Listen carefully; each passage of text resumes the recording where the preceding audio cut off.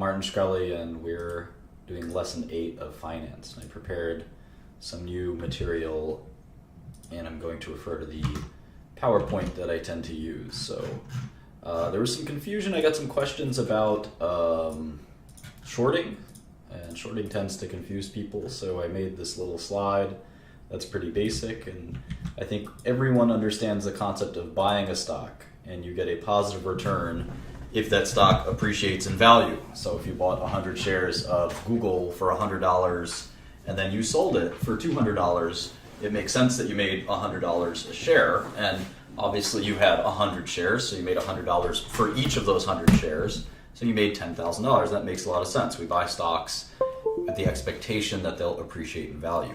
With shorting, it works the other way around. We actually sell the stock first, and that's something that is, I think, a lot of pretty complicated to people. That's some concept that is a little frustrating, and I think that's one of the reasons people tend to avoid or not understand short selling. I think even professional investors don't really understand how short selling works on many levels. But when you short a stock, you actually have to borrow. Say this is a bunch of all the IBM shares. There's like a billion or maybe 1 billion or 2 billion IBM shares. So you go and you borrow however many you want to short. Say you wanted to short 1,000 shares of IBM. You borrow those shares, and when you borrow something, usually you have to pay some interest rate. So you pay a small interest rate, probably less than 1% annual interest rate. And you sell the stock. You sell it in the stock market. Right now, what's IBM stock price? It's $142. So if you sold 1,000 shares short at $142,000, $142 each, you'd receive $142,000. And let's look at two scenarios. Let's say one scenario is the stock went to 100, and one scenario is the stock went to 200. So right now you have received $142,000 in cash, and you are short 1,000 shares of IBM. You have a negative symbol next to the quantity. Your brokerage statement might say quantity, and it would say IBM, negative 1,000. Cisco, let's say you owned 1,000 shares. And this, we use the terminology, we say, I'm long Cisco. I'm long Cisco. And you never say, I hear a lot of people saying this, long on Cisco. You would never say that. It's long. Long is the verb. And it doesn't take an argument. So it's, I'm long Cisco, or we're long Cisco, or something like that. And you would say the opposite. Say, I'm short IBM. You could also say, I've sold short IBM. Something like that. And so you're short IBM at $142 a share. That is your basis. That is your basis. This might be easy to you, but a lot of people are confused by this, Casey. So we want to encourage people to understand it. So in any event, please just block or time out anyone who doesn't comply with the rules of the chat. Okay, so in any event, let's say the stock went to 100. Let's say the stock went to 100. You'd make money because you shorted it at 142. In fact, you'd make $42 a share. And to close out your short, you would have to buy 1,000 shares of IBM. And then you can return the shares that you borrowed back to their original owner. And you'd have to pay a small interest fee, which is hopefully so small that it wouldn't matter. Now, if the stock went to 200, you'd be down $58 a share. So you'd actually lose $58,000. And eventually you might decide to close out your trade. The same way if you bought a stock like Cisco for $50 and it went to $20, you might say, you know what, I've lost enough, I want out. You might also double down, who knows. Anyway, that's sort of the sort of nature of it. Okay, so now with that being said, let's go to a new concept that I want to teach. So I want to give you sort of an introduction to Wall Street, and this is only 2 slides, so it's not going to be too in-depth, but I think a lot of people are not familiar with this. So we're going to sort of define Wall Street in a picture style, and this may not be a complete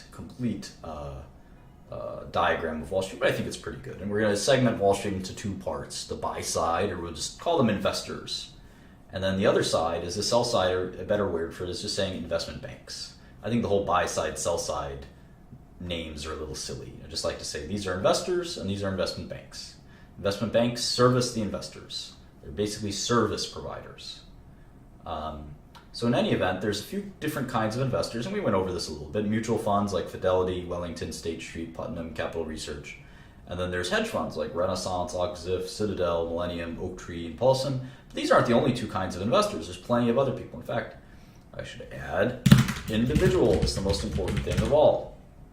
So pension funds, insurance companies, corporate America, sovereign wealth, individuals, all of these folks in aggregate manage just as much, if not more, than the mutual funds, who manage quite a bit more than the hedge funds. The investment bank side is a little bit different. So you've got investment banking, which is where most of the money is made. Most of the money is made. And these are investment banks. Here's a partial list of investment banks. Bank of America, Citigroup, Credit Suisse, Deutsche Bank, Goldman Sachs, JP Morgan, Morgan Stanley, RBC, and Wells Fargo. Those are a few investment banks. And what they do is they'll lend to companies, they'll arrange lending, and that involves often underwriting, which is the process of selling a security to the public or to investors. So they sell your company's security. Let's say you're IBM, you want to sell $6 billion of debt. Well, you would have to hire one of these banks to do that. You couldn't just go out there and say, oh, I'm just going to sell it myself. It doesn't work that way. You need a bank that has relationships with all of these investors. You might want to buy another company, so you need M&A advice. And that is useful. So investment banking is a pretty big part of these companies, these investment banks' profits. The other thing that they do that is profitable is they do different services for these investors. So they'll actually conduct trades, or they'll prime brokerage or broker their money and deposit their money for them and clear their trades and things like that. And finally, these banks issue securities research. They give buy and sell recommendations on securities, and these are generally not considered or thought through too heavily. Every now and then, 1 out of 100 maybe of these sell-side securities analysts will be useful, but in general they're pretty biased due to the conflict of interest that exists with investment banking, despite the rules that exist to separate those two, despite that. In any event, one of the things I wanted to say, and one of the things that took a long time for me to learn and was very painful for me to learn, is that when it comes to stock market recommendations, they're never worth listening to. They're always worth ignoring, no matter who they come from, including Warren Buffett or Carl Icahn. I think stock recommendations are worthless in many ways. Now, they're not completely worthless. Obviously, there can be good stock picks from people, but I think that you should spend your time more efficiently researching yourself. The first thing I definitely would not look at is investment bank opinions. Then I certainly wouldn't look at other investors' opinions or their holdings. You can look up an investment fund's holdings. I would worry about learning securities by yourself and learning lateral skills. I would definitely not spend my time looking at other people's opinions. It's not that they're completely worthless. It's that you want to win at the game of your own time.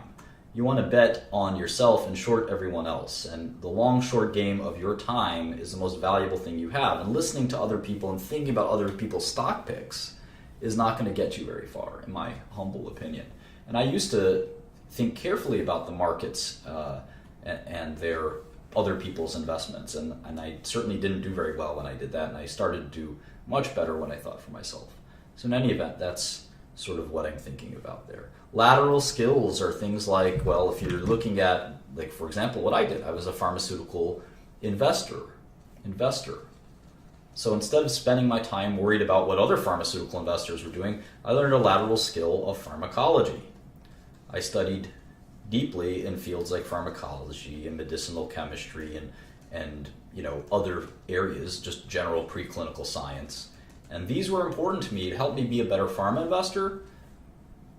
When it came time to be an entrepreneur, these skills came in handy. These skills came in handy. So it was much better for me to spend my time doing this than it was to worry about 13F filings or being on the phone all day talking to other investors, watching CNBC. All of this was not completely useless, but relative to what I could spend my time on. Remember, I only have 24 hours in a day, so all of this was comparatively useless. This was useful stuff. This was stuff that people didn't know, that people couldn't match with the skill of investing. This is just garbage comparatively. Now, I know there's plenty of people that do this who are quite successful, but this is just my tips for success. So in any event, it only took 10 minutes, but I think there's a lot of information crammed in there. And so one of the things that we're going to do, we've been looking at the technology industry for a little bit, and one of the things we're going to do is try to fixate on one subsector. And by the end of today, we're going to pick one, and we're going to pick one by vote. We're not going to pick one based on my own opinion. We're going to pick one by your guys' opinion. But before we do that, we're going to go run through a couple more tech companies. And one of the big subsectors we have to look at, of course, is telecom. It's up to us. We're going to pick one subsector. Tech is so large that it's kind of hard to look at all of it. In fact, I know companies that have 20 or 30 investment analysts that want to cover the technology industry, and that takes a lot of firepower. So for us, we're going to actually just stick to one of these subsectors. I don't know if it's going to be software or semiconductors or hardware or internet or what, but we're going to pick one at some point. So in any event, let's kind of continue along our path, because I think we learn a lot as we successively look at more and more companies. So Alibaba is one such company, and Alibaba does not file 10Qs and 10Ks, and this is interesting. The reason they don't do that is because this is a company that is based, as you can see, they're not based in the US. They are based somewhere else. I think they're maybe based in China, for instance. Let's take a look. I don't know, I can't tell by reading this.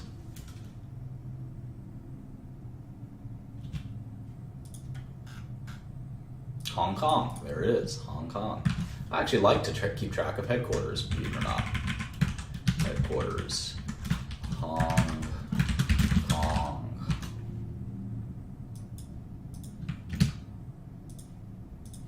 All right, so Alibaba. I don't know anything about this company.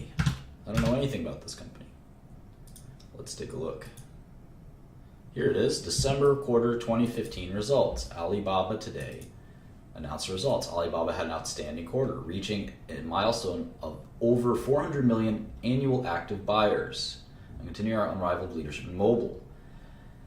Our proven ability to deliver an unparalleled consumer experience, help merchants attract buyers, will drive future growth in our core business. Sounds like an e-commerce company, doesn't it?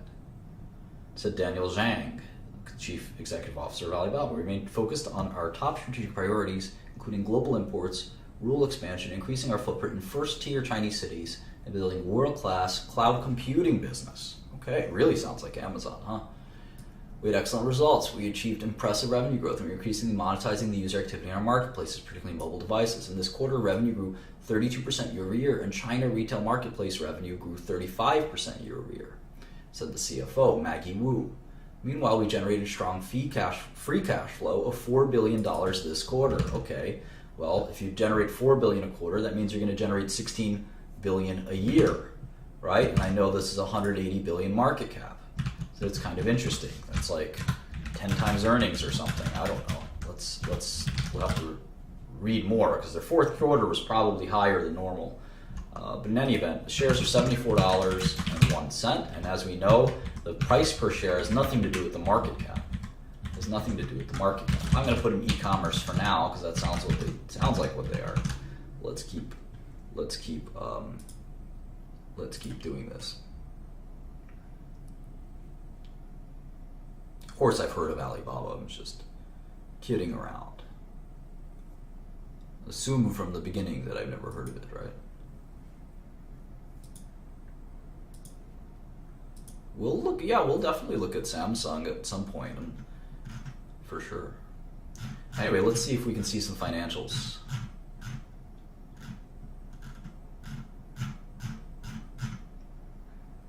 Well, let's see. It's always tricky with these foreign companies. This is actually add this to my spreadsheet. Hang on one second while I pull that up. PowerPoint.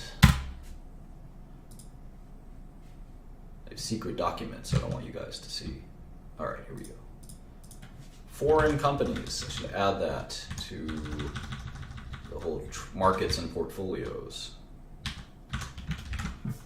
Foreign companies. So there's two kinds of foreign stocks. Stocks in foreign companies. So there's local shares, which are shares that are traded on a local exchange. For example, Roche, Nestle, etc. Then we have ADRs, which are American Depository Receipts. Depository Receipts, there you go. And a good example of that is Alibaba. And there are many, many other examples, in fact. Novartis has both ADRs and local shares.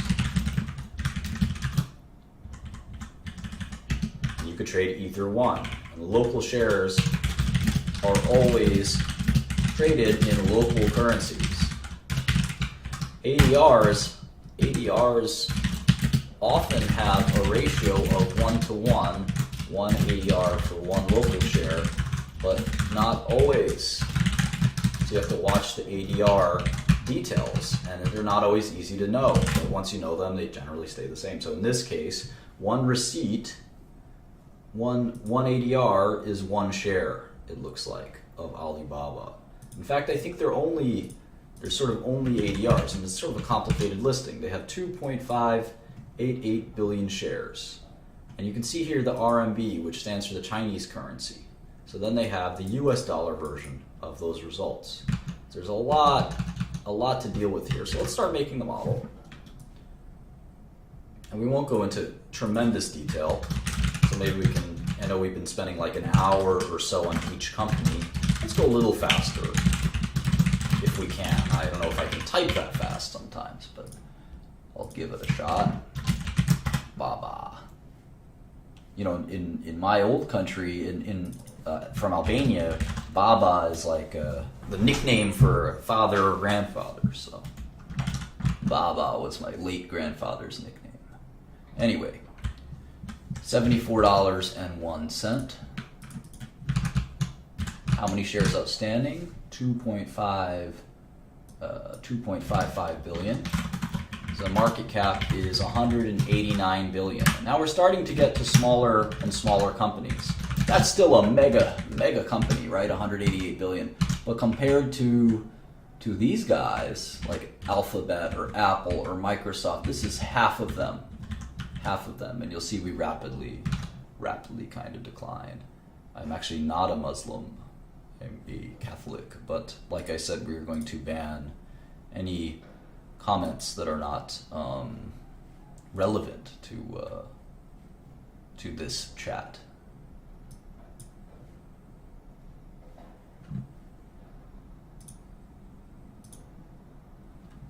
All right, you can always increase your resolution if you have trouble seeing the Excel. Let's go to their balance sheet, and they translate into US dollars for us, which is nice. You can see they have $18,258,000 or $1 million, 18,258, and that's the Q415. All right. Any other? Yeah, they have investment securities. Another, I think they have a Yahoo investment, or Yahoo has an investment in them, or something like that. I think it's Yahoo has the investment in them. I think that's how it is. Plus 203, plus 318. They have a lot of different pockets of cash. I gotta include all of them.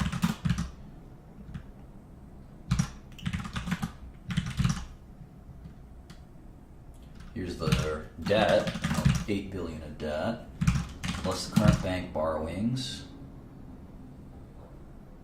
and non-current bank borrowings. There we go. So their enterprise value is 161 billion and 27,857 in net cash.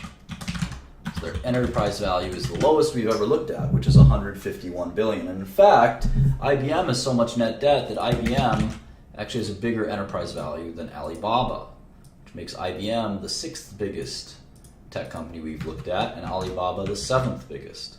And depending on how much cash these guys have, Tencent, Oracle, Intel, Cisco, etc., we'll see what the top 10 tech companies of the world are by enterprise value. Right now, Alphabet is the biggest, with Apple being the second. Anyway, let's go back to the model. And all models inevitably have some form of revenue. All businesses have to have some form of revenue. At least all corporations.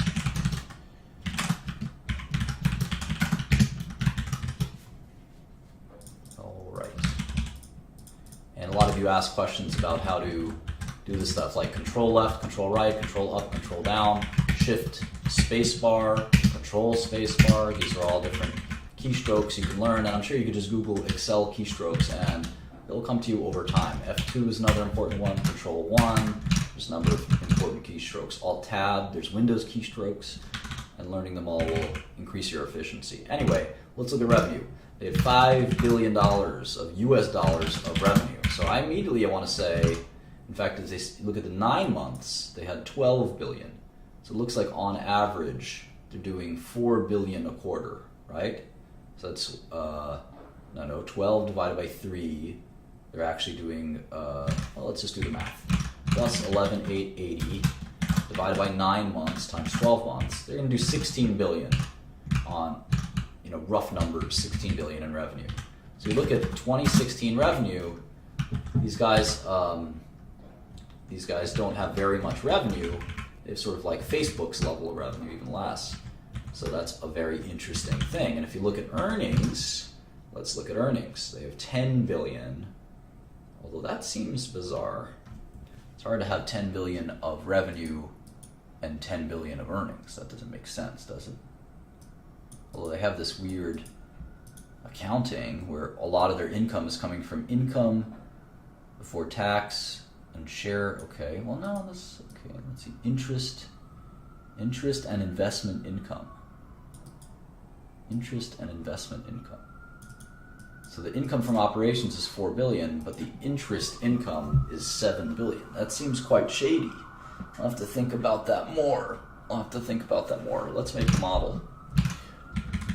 Well, here's revenue, here's cost of goods. Let's stick to, let's not talk about politics right now. Yes, I use the number pad.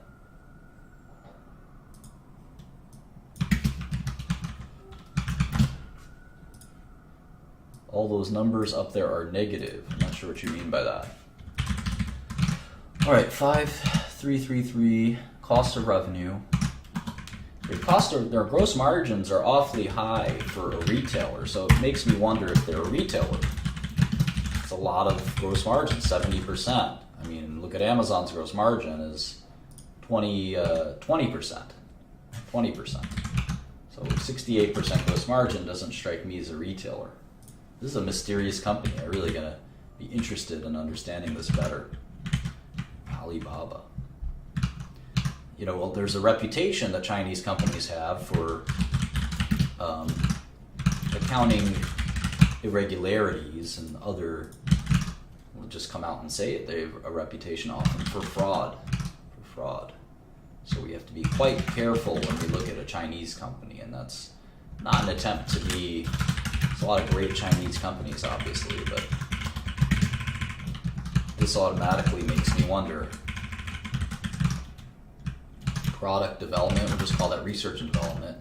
They have sales and marketing and general administrative. So here's operating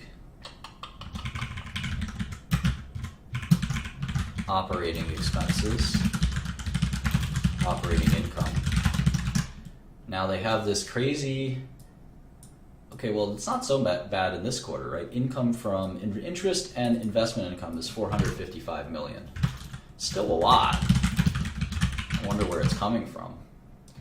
And interest expense is 73 million. So the total, and they have this other income. So the total is 2.8 billion of we'll call it EBITDA. And so now taxes, pre-tax income. So taxes are 549 plus 77. We'll call it taxes plus minority interest. So this is net income, $2 billion. So they're on pace to make 8 billion in net income, and let's say that grows by, 20%. So what's their multiple?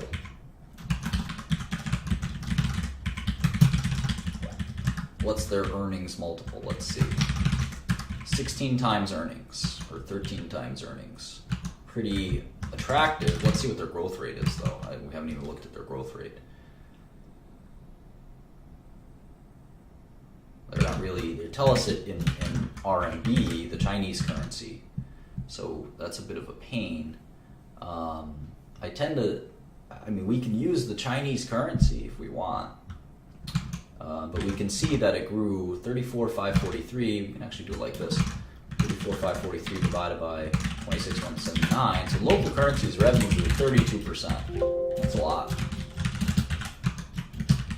So you get 32% revenue growth, close to Facebook's level, close to Amazon's level, but at half the price to earnings, half the enterprise value to earnings.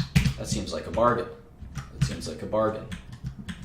Their operating margin is also very high.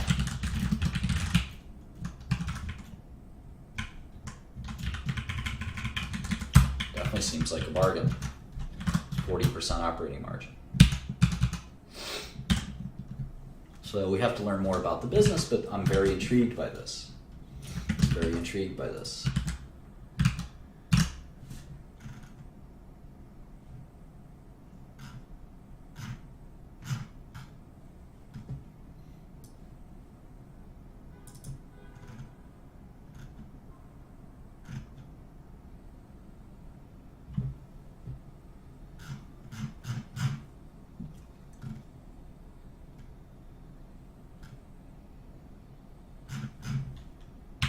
Let's read some more. China retail marketplace revenue and mobile revenue.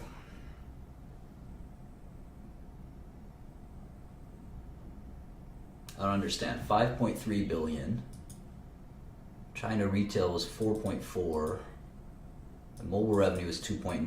How does that make sense? How does that make sense to me? 400 million active buyers. We should probably keep track of that. MAU.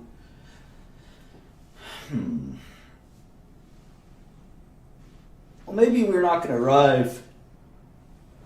Maybe our goal isn't to arrive at what is the value of the company. Maybe we'll stick to just trying to figure out what sector we want to focus on.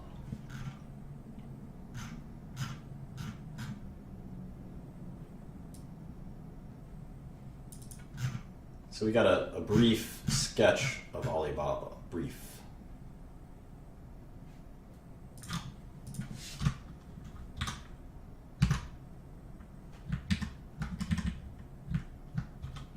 Let's get a brief sketch of Tencent. Let's get a brief sketch of Tencent.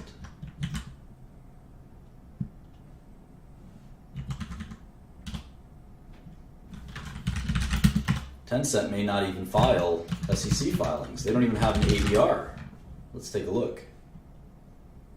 This is sometimes called a level 3 ADR, which is a kind of a non-sponsored ADR.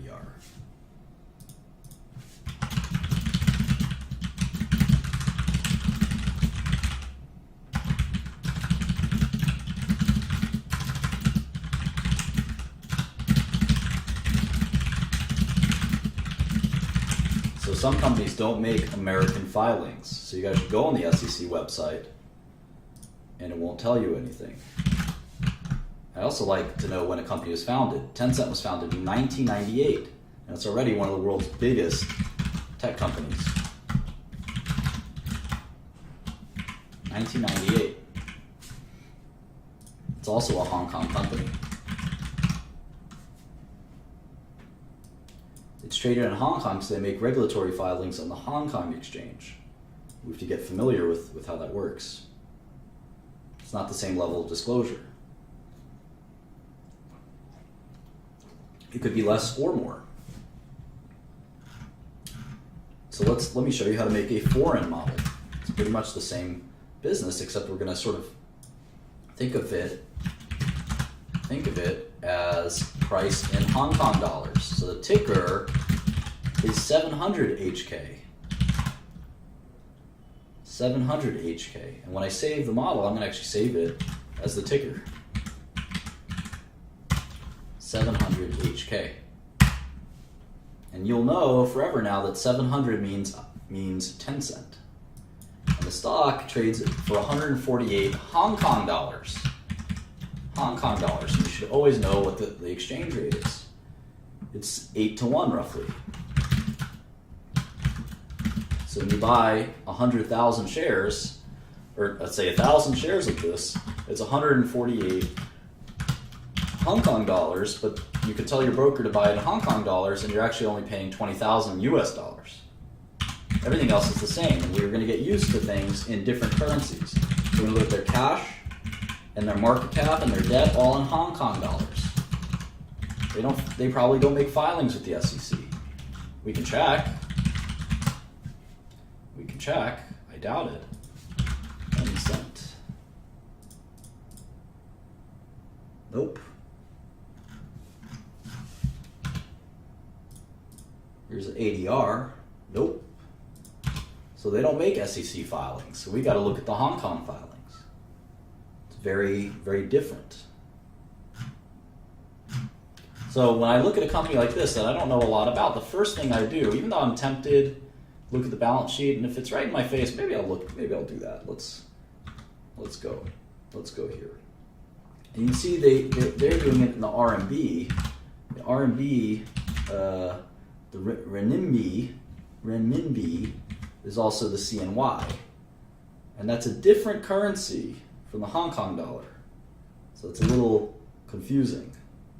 So we actually have to make that adjustment here. The cash is going to be in the Chinese. Let's say RMB. So the market cap, we have to translate all this stuff. It's a little frustrating. There's no 18K, 6K, 10K. There's no filing whatsoever. And that's common for a foreign company. Why should they file with the SEC? They're not required to do that. This stock isn't traded in America. So in some countries, the balance sheet is backwards. You actually have the cash on the bottom in many different countries. So we go from the bottom. And you see how much cash they have. They have 46 billion Chinese dollars, or Chinese yuan, or renminbi. So you add all this up the same way. And you can see there's different, what's a term deposit? What's a term deposit? That seems like cash to me, but you don't normally see that phrase in the US, term deposits. Term deposits. Available for sale financial assets, well, that's sort of an investment, right? 31446. Investments in associates. That's tricky, but let me put it as cash for now. Investment properties. Investments in redeemable preference shares. Okay, I think I've got all the cash accounted for. It's 205 billion. 205 billion. That's a lot. Wonder if they have any debt. I wonder how many shares outstanding they have. I wonder a lot about this company. I'm very curious about it. Where are the liabilities? There they are. So here's the borrowings. Not much. 6 billion here. Oh, there's 40 billion there. 7 billion there. So they have 54 billion in debt.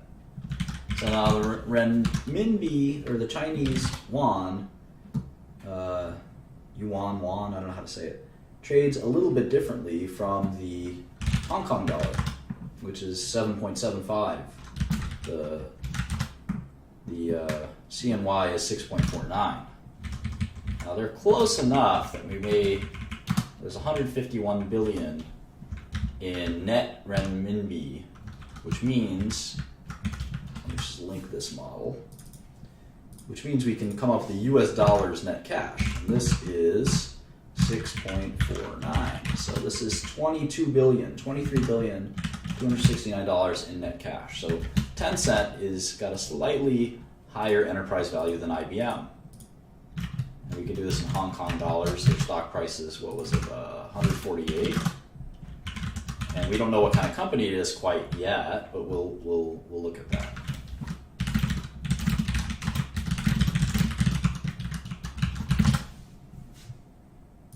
We could also do net cash in Hong Kong dollars. back convert to Hong Kong dollars, because that's 7.75. This will help us get the enterprise value. Just do this minus this. We just need to know how many shares there are. We don't know that yet. Let's take a look. Hopefully it'll say here somewhere. It's funny, not every company actually will say how many shares outstanding they have, especially in Europe and Asia. I've noticed that.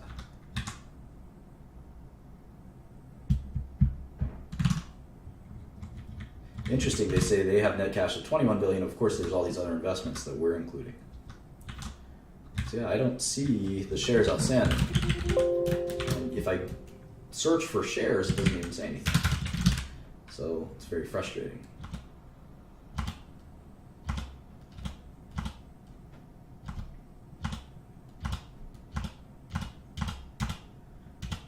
Now there's different places you can just look up how many shares outstanding there. Bloomberg is one of them. I can just type 700 HK, equity DES, and then I see the shares outstanding is 9 billion. 9 billion shares outstanding. So maybe we'll plug that into the model. 9404, and the market cap is $1.3 trillion, which makes you scratch your head, but if you translate it from Hong Kong dollars, you'll see that it's 180 billion. $180 billion, which makes much more sense. So that's perfectly reasonable. 1.3 trillion Hong Kong dollars. All right, so what the heck is Tencent? They have a description in the back here. Let's read that. Let's start there. About Tencent. Tencent uses technology to enrich the lives of internet users. Every day, hundreds of millions of people communicate, share experiences, consume information, and seek entertainment through our integrated platforms. Tencent diversified services include QQ. QQ. Okay. QQ Games platform, Tencent News, and Tencent Video. And WeChat. WeSin or WeChat. QQ Game. Tencent News. And Tencent Video. I know they have League of Legends. That's probably a very small part of their business, but Riot Games. Let's leave it at that. So I'm just going to write internet. It's an internet company. Let's leave it at that. Now let's make their model. And the model is going to be in RMB. Remember, the model will be in RMB. And we don't have to write RMB, but let's do it there just in case you get confused. But if you're a pro, you just do it in their local currency. You don't even worry about dollars. You never even worry about dollars. You trade the stock in Hong Kong dollars. US dollars will never enter your brain. And when you become proficient at it, that's how this works. And you can see there, it's all the same, except, it's revenue is revenue, it's a model is a model. You can see right here. It's all the same, except it's an RMB. So let's look at the revenue. They have something called VAS revenue. They have something called advertising. We know what that is. And then there's others. VAS is probably value-added services, is my guess. So let's see, Q3 2015, they did 2547, 4938, 1109 for total revenue of 26 billion renminbi, which is like 5 billion US dollars, right? 5 billion US dollars. I don't know why they have two columns here. That's kind of interesting. Oh, they've got the prior quarter as well. They've got the prior quarter as well. So let's put that in. That's pretty handy, I would say. So they did 23 billion last quarter, 26 billion the next quarter. So if I just add those two together and multiply by 2, they're going to do 100 billion RMB a year. And remember, the RMB exchange rate is, Chinese yuan or won, 6.49, 15,415 billion dollars. So where's the revenue? $15.415 billion. How about earnings? So let's go to the model. We just did revenue. No, you have to look at it carefully. VAS is 20 billion. The total revenue is 26 billion. Anyway, cost of revenues. We do a year ago as well while we're here. Yeah. These are all in millions. Okay, so year ago revenue, 16,047, 2440, 1521, cost of goods sold. Yeah, typically the quarterly statements are unaudited because you do an audit once a year, typically. So keep that in mind. That's not uncommon at all. All right, so there's gross margin. What does that look like? 60%? Gross profit, gross margin.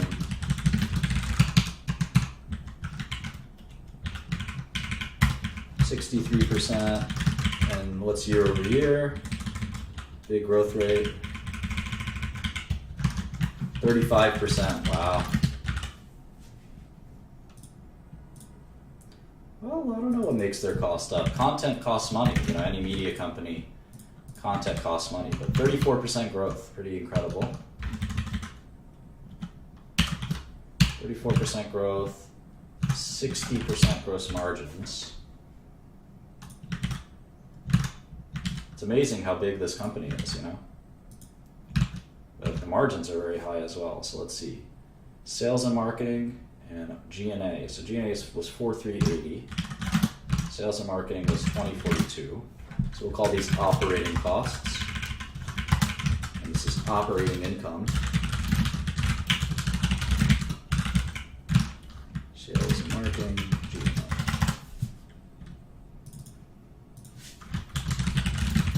Yeah, the yearly is always audited.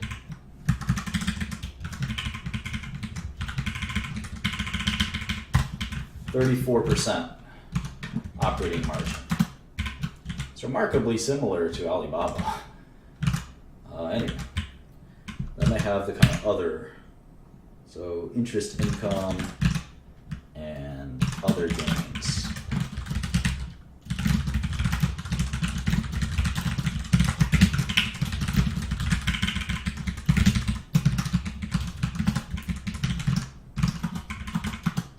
Taxes and finance costs. Well, finance costs should come out of here. How about taxes? Share of losses should come out of here. And taxes are 1564. So total net income was 7584. And if you look at last quarter, it was 7396. So I'm going to multiply this by 4, and then I'm going to divide by the exchange rate, which was what, 6.49. So they're going to make $5 billion. And if they're growing at 34%, I guess I can say that they're going to grow at 40%. Maybe it'll slow down to just some preliminary numbers. I'm just curious what the multiple is. 22 times earnings with huge growth, right? Look at these growth rates, it's crazy. No pharma company is growing this fast, maybe Gilead. But half of these tech companies are growing 30-40%. Amazon, Facebook, Tencent, Alibaba. It's really wild. It's really wild.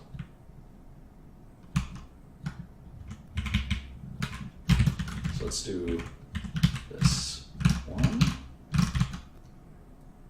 And can anyone go to QQ.com while I go to this and tell me what QQ.com is? You guys can pitch in and do the work with me. What the heck is QQ.com? You could be my investment analysts. Are you even looking at the right numbers? I don't think so. Let me do this one more time.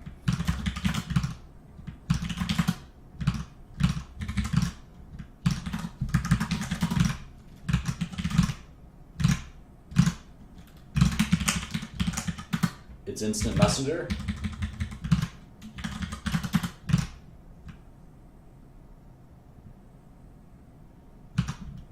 It's in Chinese. All right.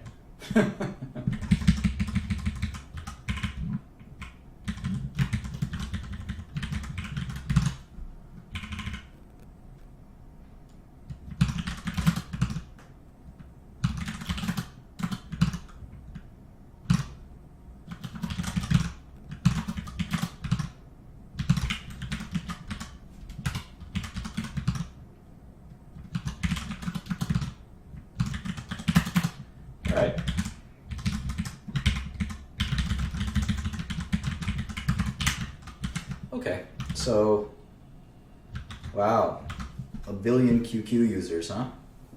That's like, it's like twice to 3 times as many people as live in our country.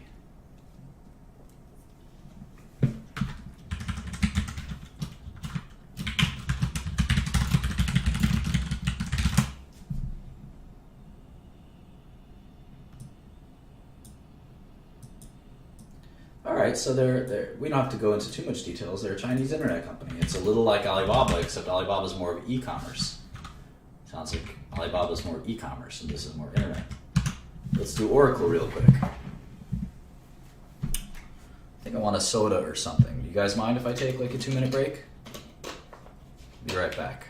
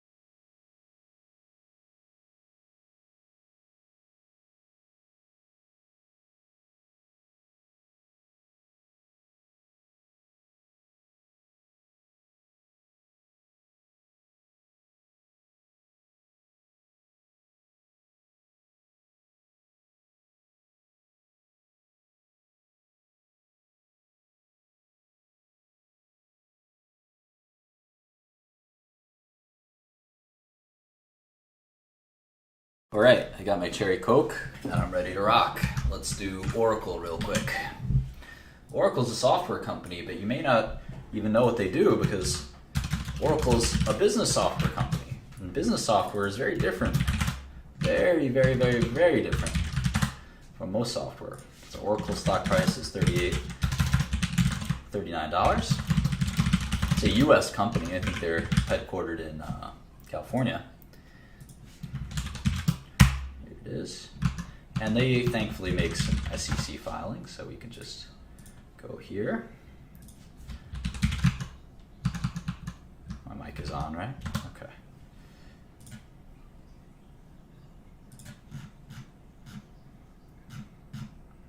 So we immediately can just go to their SEC filings, and we see there they have on the front page 4.2 billion shares outstanding.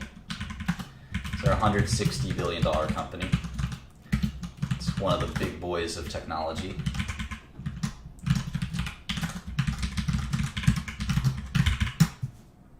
I like to jot down what calendar quarter I pulled this information from.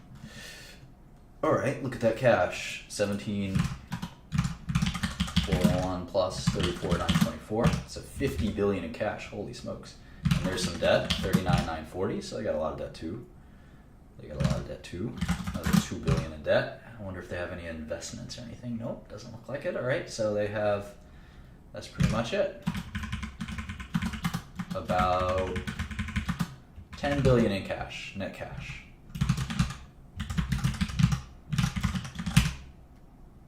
In fact, I could link this from the model, so I don't have to even worry about it. It's just like that. That'll update. All right, so Oracle is a tiny bit smaller than Tencent and Alibaba, practically the same size. So it's the ninth biggest tech company, Oracle. And the guy who runs it, I think, is named Larry Ellison, who is a very well-known and wealthy American. Let's look at their model a little bit. Founded in 1977, cool.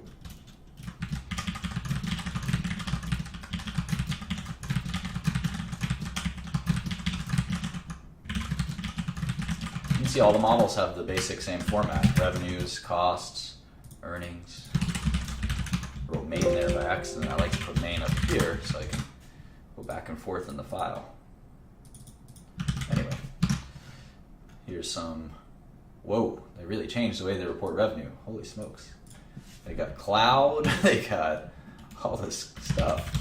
Let's try to keep tabs on this. Cloud software as a service. Okay, let's just write cloud SaaS, software as a service. All right. And that's Q3 or Q4 or whatever. This is 484. Then they have cloud infrastructure as a service, IaaS. New software licenses. So this is just license revenue. So their main software is database software, which we'll talk about in a second. License updates and support,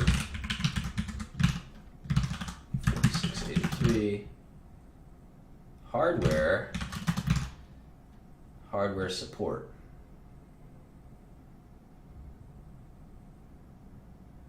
So confused.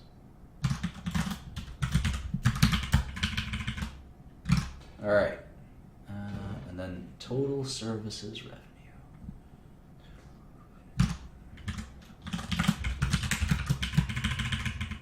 All right, so the revenue is 8993. So this is services, this is hardware support, which is somehow different, and this is hardware products. All right, so the revenue is about 9 billion.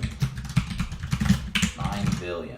You could see it was higher last year, which is telling you something. They're one of these old tech giants that's kind of lumbering and not quite disappearing, but having problems. You can see their license revenue has dropped big time, and that's really important. You'll see license revenue is crucial to an enterprise. This is called enterprise software company.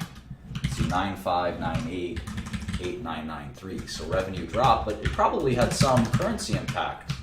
When you have such low growth, the currency can actually swing it more than anything. So revenue growth year over year is negative 6%. Negative 6%. Negative 6%. That's actually the worst revenue growth of every major tech company. Oracle's dead last. Worst revenue. Oh well. Let's see what so if it's 9 billion a quarter, 2016 revenue might be 36 billion. You know, we're just gonna put that out there. Let's do the rest of the model. Operating expenses. Oh my God, look at this list. Holy smokes, have you ever seen this many lines for operating expenses? What a pain. All right, sales and marketing. Not that kind of S&M. R&D, 1444.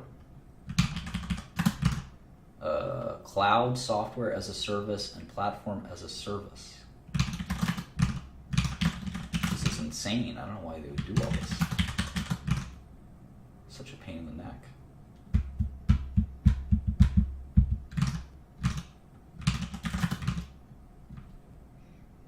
$285 for G&A. This is just annoying.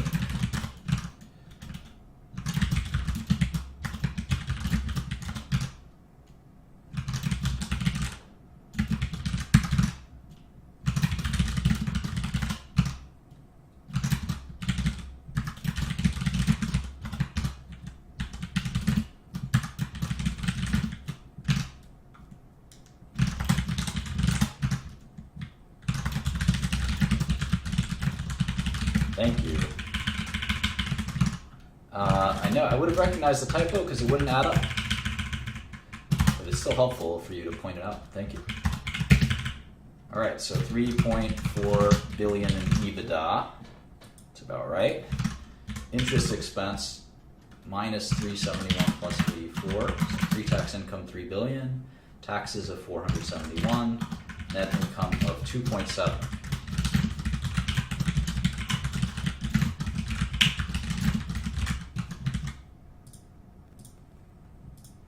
Yeah, I upload these spreadsheets, and yeah, I use them for myself too, sure.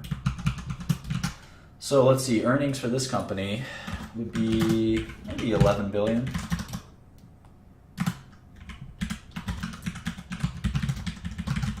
So the multiple is 14 times earnings. 14 times earnings. So pretty low multiple. We can actually do an average multiple if we want as well. The average tech stock trades for 29 times earnings. Of course, we're including Amazon, so we can actually do this kind of neat thing in Excel. It's called trim mean. You can take this and you just say, give me the 80% median. And the average tech company is actually much more reasonable. It's 17 times earnings and 15 times earnings. So it probably excludes the lowest one, which is Apple, and the highest one, which is Amazon. So it just takes the mean of everything else. And it turns out that if you look at, and you can do the same thing for here, so the average tech company is growing revenues by 14%, excluding the outliers, and you can buy it for 17 or 15 times earnings. That actually is a pretty good portfolio if you just bought all of them. The average drug company is about the same, except it's not growing at all. The revenue growth is zero in pharmaceuticals. It's zero. So the fact that tech revenues are at least growing, I think that's pretty cool. That's pretty cool. So it tells you something. Now, if we look at more of these, like Intel and Cisco and SAP and Qualcomm, there may not be as much growth as a couple of just these internet companies, you know. Nevertheless, I think that's pretty neat. Let's do one more quarter here, and then maybe let's look into Oracle's business a little bit so we can decide as a group, which we'll decide around 8:45. We'll take a vote of which sector are we going to look into in detail.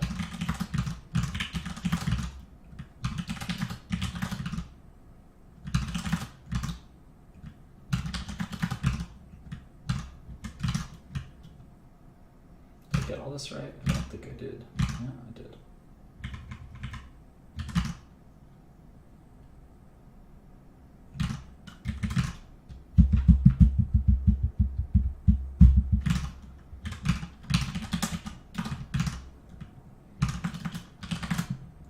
Always check it later. So you see the drop in. You see the drop in all of these things. So gross margin is a little hard to calculate for this company. We can eventually do it, but let's just calculate the operating margin. It's pretty high. It's pretty high. 39%.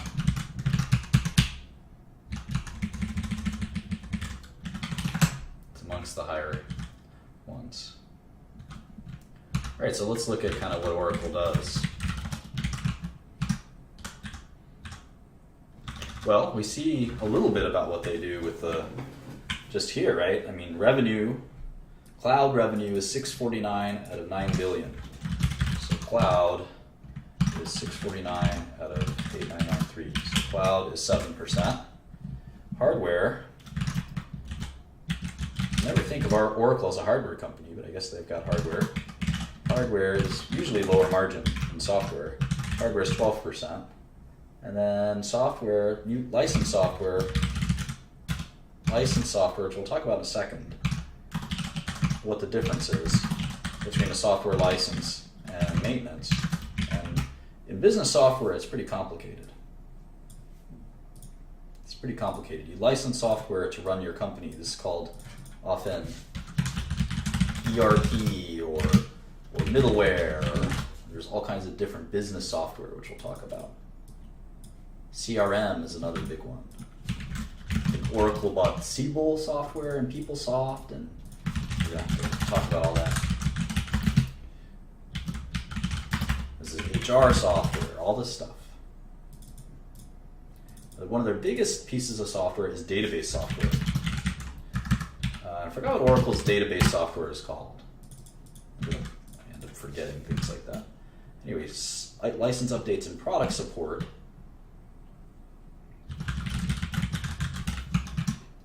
is 4683 over 93, and services should equal 100 soon. 861 over 890. So here's their breakdown, and I'd like to be able to break down these two some more, because I don't know how much is database versus ERP versus middleware, but obviously the big competition is software as a service, including CRM. So the old way of software is kind of what Oracle does, and that's why the revenue is declining 6% a year. So keep that in mind. They also have Java. All right, let's look at Intel. Everyone knows what Intel does, right?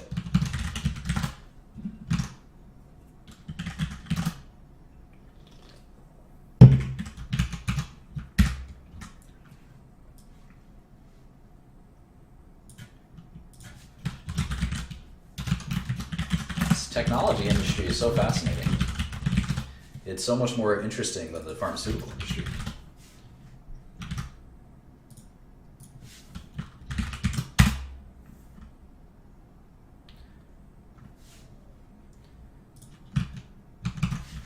Yeah, it sounds like Oracle and Salesforce.com are arch rivals, I believe.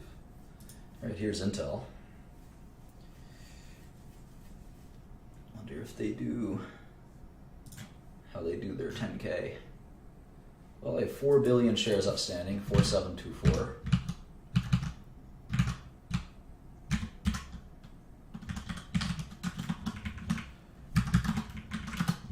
So $150 billion company.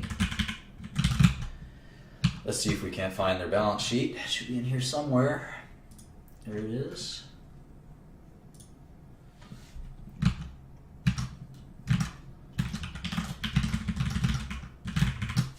So Intel is like the only hardware company in all of this. Maybe Apple is the only other one, right?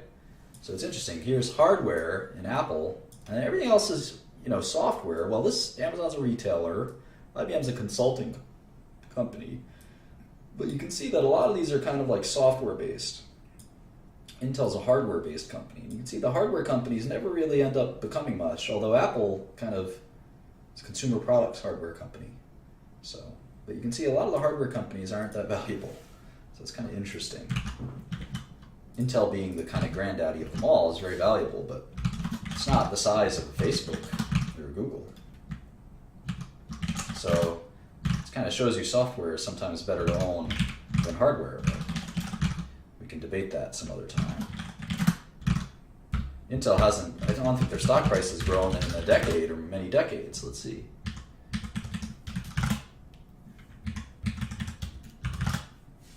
Yeah, Intel was $70 a share in 2000, and it's still not half of that. I remember that day, by the way. I remember the day their stock fell. Their stock fell 50%. I remember that day very well. So let's see, their stock was the same price in 1999. The world was very different in 1999, so for 15, 16 years, Intel's stock price has been stagnant, although it was lower in the 90s, so it's been up a lot since the 90s. Of course, if you bought it here, you're not very happy. If someone bought it at $75, sucks to be them. All right, let's get back to the balance sheet. 4727 instead of 4724. All right, thank you. Not much of a difference there.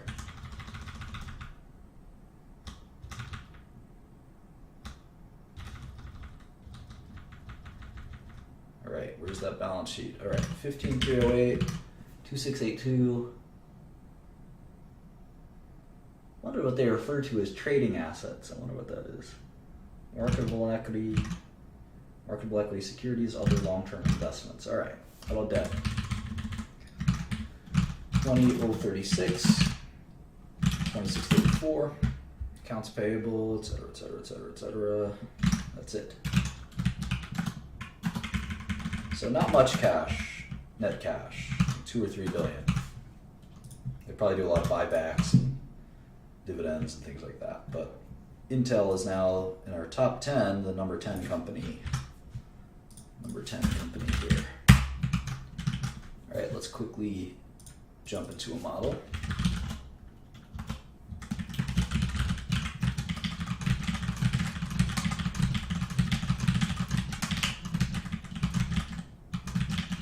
Just do 1 quarter to get a flavor for what Intel looks like.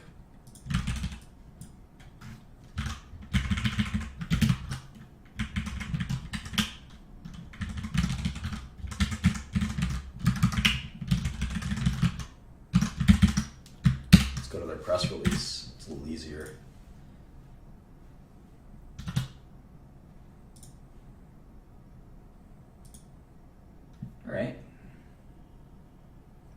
Record quarterly revenue. How about that? I would not think that they have record quarterly revenue.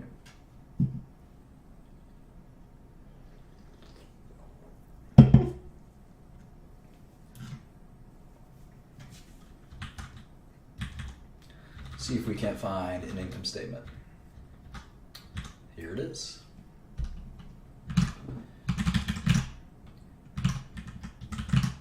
$14,914. Actually, have pretty high margins for a hardware company. It's a very clean income statement, only a couple of lines. I like it.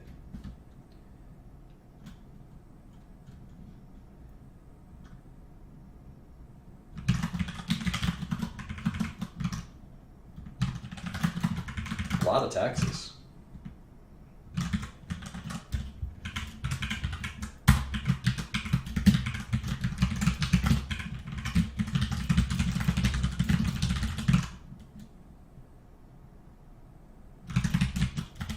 They spend more on R&D than they do on marketing, general, and administrative. That's a unique, pretty unique.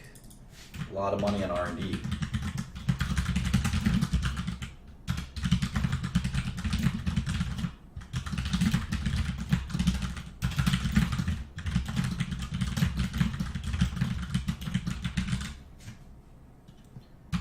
No, all models are different. Bank are the same. There's some different line items. A bank has different kinds of income. But yeah, I mean, revenue is at the end of the day, and costs. All businesses have the same sort of dynamics. See how steady Intel's business is. It's not very volatile. Let's see.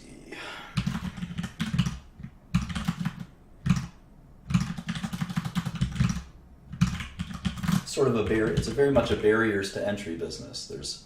It costs a lot to make semiconductors on the scale that Intel makes them at. They don't really have much competition. So 1% revenue growth.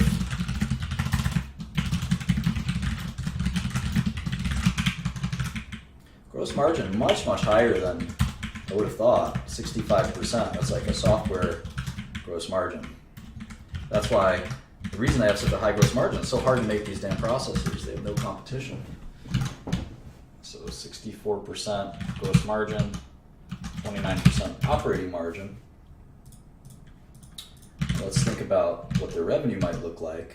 Well, their annual revenue was $55 billion, and that seemed pretty steady from last year. And their earnings were about $11 billion, and that seemed pretty steady as well. Don't seem to be growing. Their revenue growth was negative 1% or so, or plus 1%. So their earnings multiple, they have 13 times earnings. The only stock that sells for less earnings multiples are IBM and Apple, and they're not growing either. So you see this trend, right? Apple is not growing, IBM is not growing, Intel's not growing, and all their stocks trade for 13 times earnings, and 8 times earnings.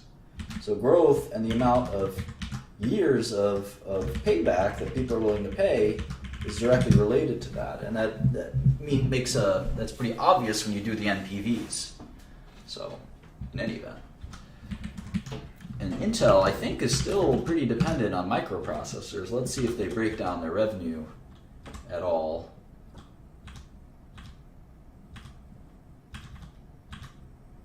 Here it is. So they have client computing, which is kind of their processing business. Let's go back to the model. Client computing group, that's processors, right? 8756. And then they've got this platform data center, 4308. I don't know what that is. And then they've got software, 543, a very small business for them. They've got other. So the total should equal 1494, 14914.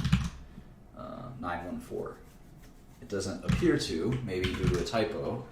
Let's see, 625, yeah, little typo there. Should be 625. No, there's one more group I'm missing. There's an Internet of Things. Internet of Things group. Whatever that is. That's like putting chips in everything, right?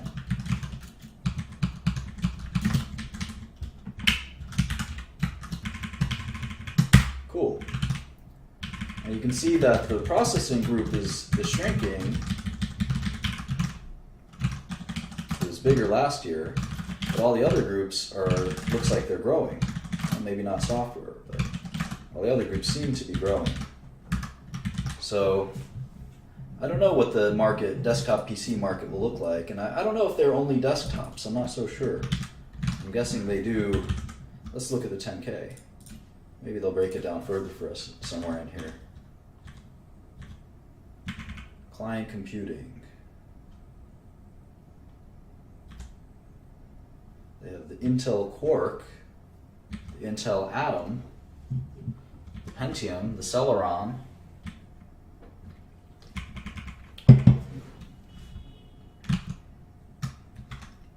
I'm going to write all these down. Quark, Atom, Pentium, Celeron, Core M, Core I think I have an I. Xeon, that's for servers, right?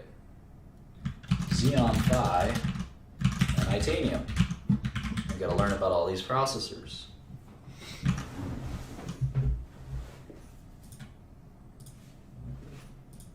Cool. How about Cisco? I don't know much about Cisco. And then we're going to look at something called TSM, which is, I think, Taiwan Semiconductor. SAP, Qualcomm, Tata. KDDI, which I don't even know what the heck that is. Baidu, Broadcom, Texas Instruments. I don't know that we can get through all of them, but I'm curious what group excites people the most. Cisco, $27.86. What is Cisco all about? What is Cisco all about? I think they make network equipment, right? Team Solo mid. No.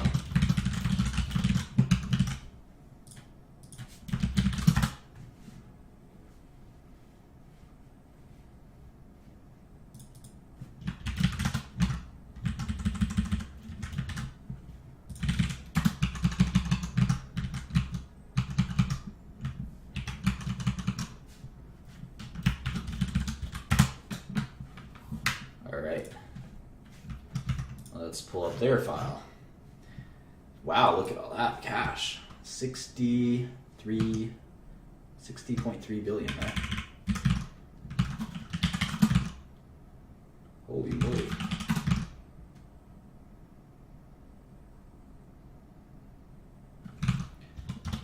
$60 billion of cash. They have some debt though. So we gotta net out that debt. 3 billion here. 21 billion there. Looks like it. Right.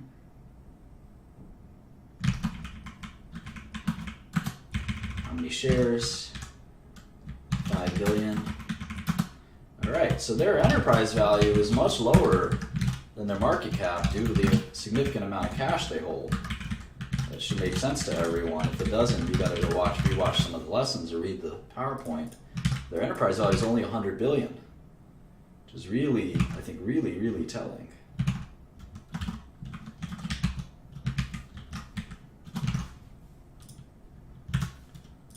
Not telling, it's just, you have to adjust for it, right? You have to adjust for it. This is like, Cisco is less than half of Amazon or Facebook. It's like a third of Facebook or Microsoft. It's a fourth of Apple and Google. So Cisco is really a much smaller company than any of those companies. Kind of interesting.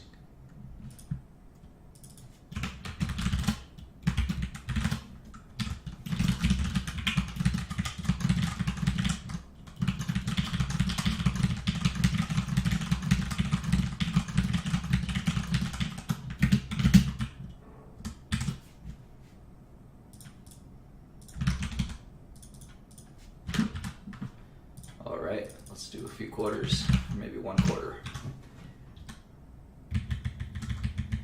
I like this simplicity. Product, service.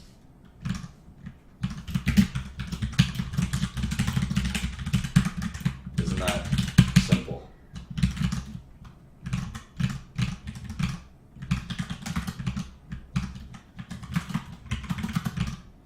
Cost of sales. So you can have margin for both of product and service. The gross margin is 7 divided by 12, whatever that is.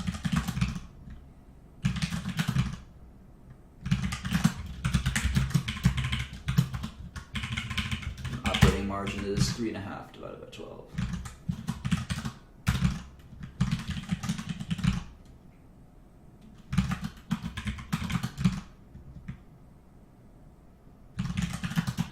Okay, almost no taxes.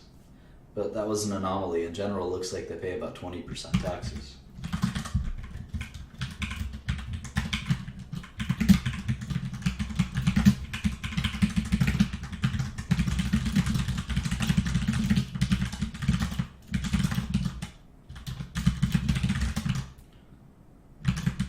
See, Cisco has much more sales and marketing than R&D. Let's contrast that with Intel. It's kind of interesting.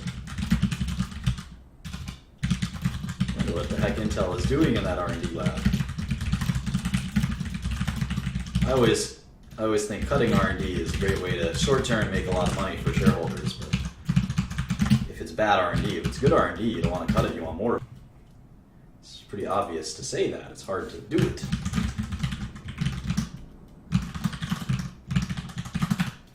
See, their revenue was stagnant year over year as well. So Cisco is another kind of lumbering tech giant, like a slowly dying dinosaur, like in the land before time. Feel bad for that dinosaur if he dies, right? Didn't that make you cry when you were a little kid? All right, so trying to understand the difference between spendings. Seems a little off. Maybe there was a one-time charge, or no, there was this big tax benefit. That's one part of it. There was a margin improvement. This is such a big difference in income. But if we just look at the 6 months, we'll say that there's about 50 billion in annual revenue. There's about 11 billion in earnings. So if you look at the earnings, it's really remarkable. It's 9 times earnings, which is a very low multiple if they ever start growing again, but it doesn't look like they're growing, maybe 1% growth. So this is a common theme. These low growth companies trade for very little on an NPV, or not an NPV basis, but a price to earnings basis, but it doesn't make an impact on the NPV, because the NPV accounts for all of that. So it's not like a stock trading at 9 times earnings is any better than a stock trading at 100 times earnings. You still have to calculate it out. Obviously the market is going to pay a higher price, as it should on an earnings basis, but it may not pay a higher price on an NPV basis. The best bargains could actually be the stocks that look to be the most expensive on a PE basis. That's why PE doesn't make sense to spend a lot of time looking at it. It makes sense to spend a lot of time trying to find real value. Anyway, the margins are 62% versus 29%. And then now let's sort of look at what exactly does Cisco do? What exactly do they do? And the 10Ks are best for that. The 10Ks are a lot of fun to read, in fact. Here's a 10K. And you can see how the company describes it in their own words.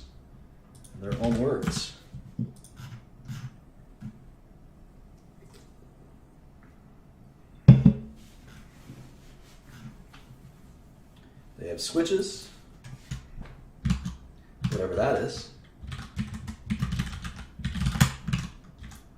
They have routers, whatever that is. And they have all these different kind of WebEx. They've got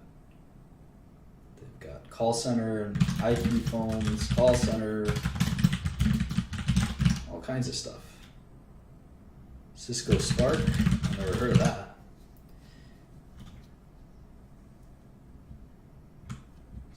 Set-top boxes? Interesting. Modems. Data center. I guess they have some servers. Look at that. Blade servers and rack servers.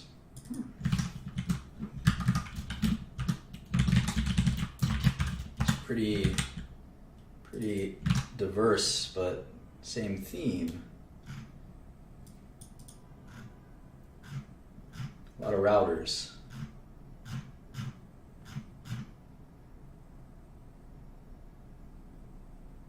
John Chambers was their CEO for a long time. I guess he's retired. New guy.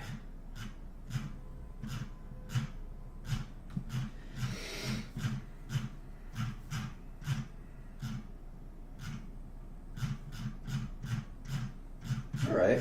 Well, I think we know what routers and things like that are, so there's a quick look at Cisco, a $100 billion company. How about this company? Taiwan Semiconductor. Taiwan Semiconductor Manufacturing Company, TSMC.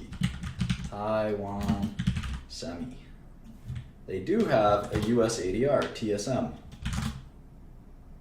They do have a US ADR. Might be easier for us to follow the ADR. What do you guys think? Let's see if they file. Let's see if they file. TSM. It's in sponsored ADR, so they have to file 6Ks. We know that. They report monthly revenue. That's kind of neat. Let's see what else. Oops, wrong file.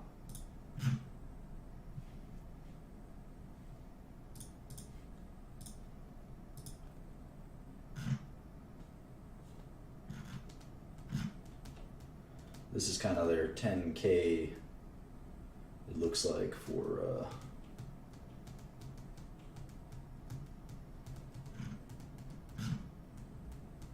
these are in Taiwan dollars. What the heck is a Taiwan dollar? $32? The new Taiwan dollar? 32 ratio. So let's see if we can do the ADR.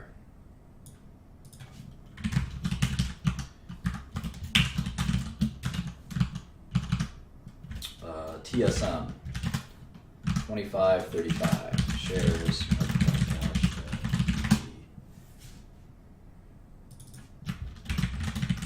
I usually only like to do the local shares, but in this case, just not confuse you guys, let's save it as the ADR.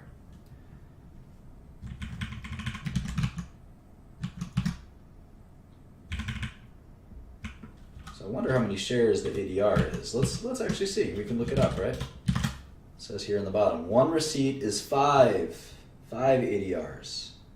So when you buy one share of TSM, you get 5 shares of 2330 TT, which is that's the Taiwan stock. There's 25 billion shares of Taiwan stock. So we have to divide that shares outstanding by 5. And we get the market cap, which corresponds roughly to 130 billion. Fine. How about cash? Well, we have it in Taiwan dollars, and it's super hard to read, so I'll just do it here. Cash in Taiwan dollars. We'll convert this to net cash Taiwan dollars and convert to net cash US dollars. And the US dollars is just the Taiwan divided by 32, which I think is the exchange rate. So how many Taiwanese dollars they have? 562, 688. Oh.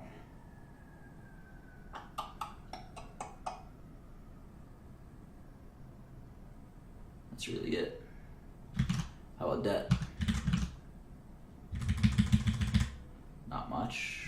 191, 965, 39. So sometimes these foreign companies are often more misvalued than their U.S. counterparts.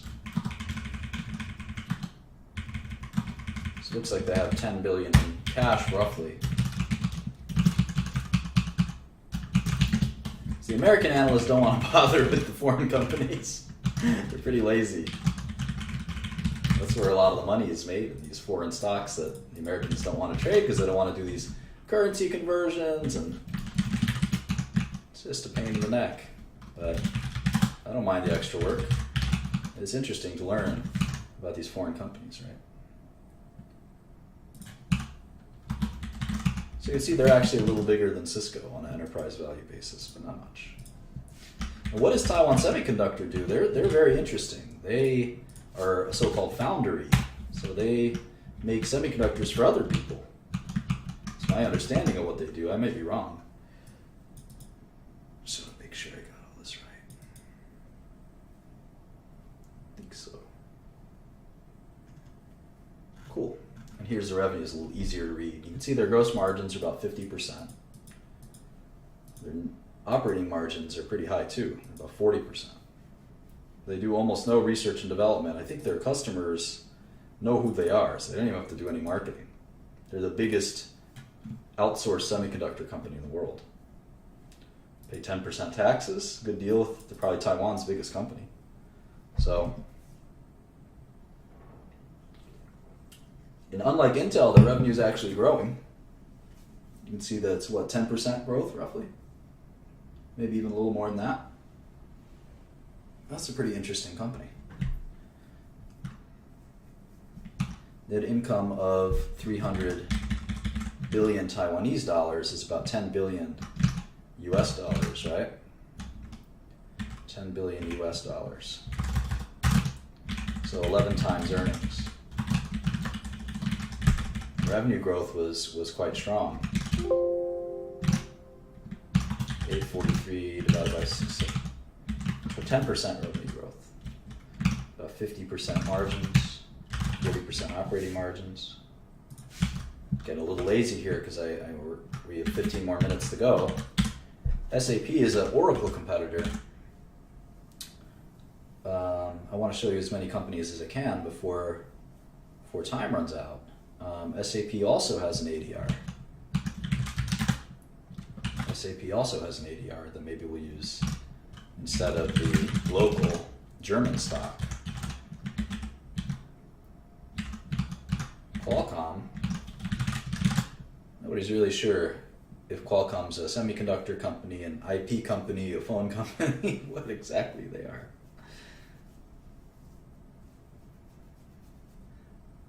We'll talk about that someday. For now, I guess we can say that they're a semiconductor company.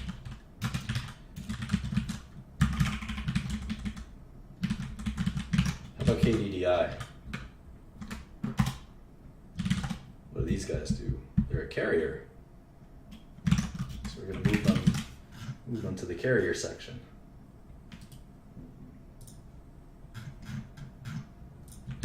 How about SoftBank?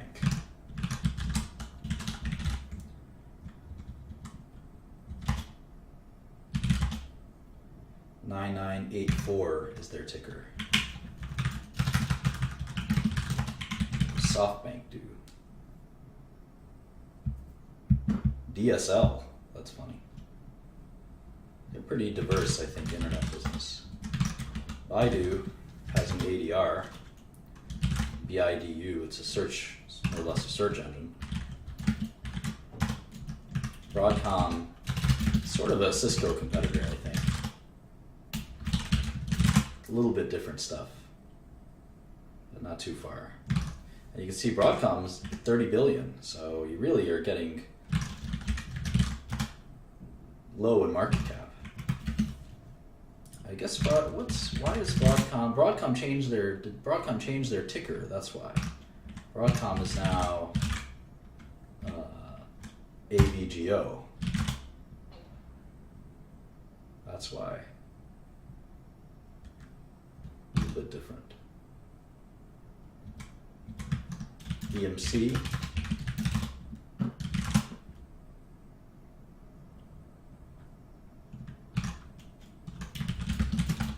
Salesforce.com, Adobe. It's down to $40 billion when you get to Adobe.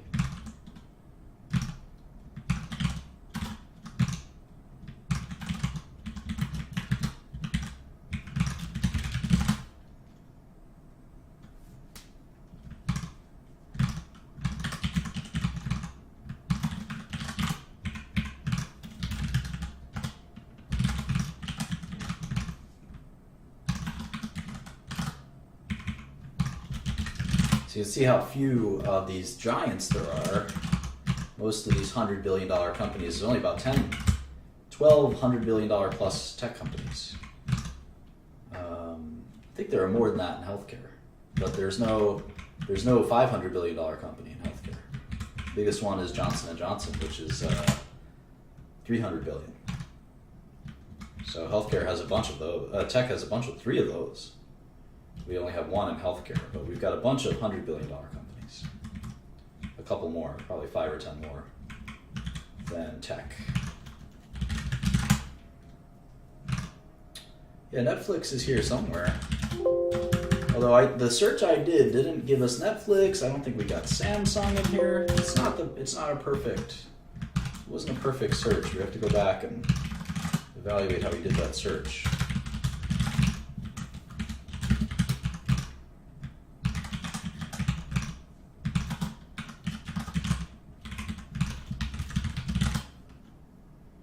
Baidu.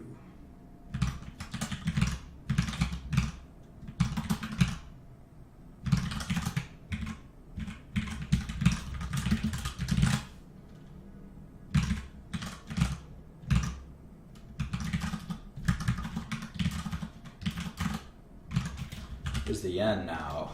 So 110, 113.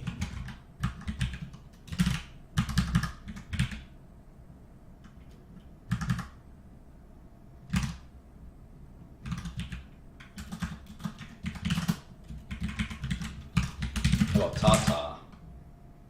Tata's IBM's a big competitor, right? What's the Indian rupee? Is $67. 67 rupee to a US dollar. Qualcomm 5222. All right, so here's the top 22 companies, if you will. And we've made cursory models for, not even models, but just files for half of them, and models maybe for a few, 3 or 4 of them.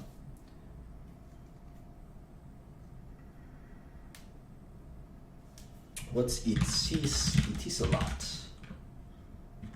This is a UAE listed company. Emirates Telecom. We're going to move this to the telecom companies.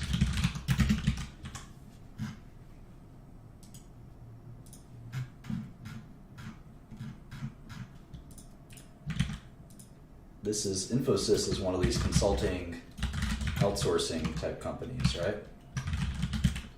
This ticker is Info, but it also has that ticker in India. Same thing as ASM Lithography.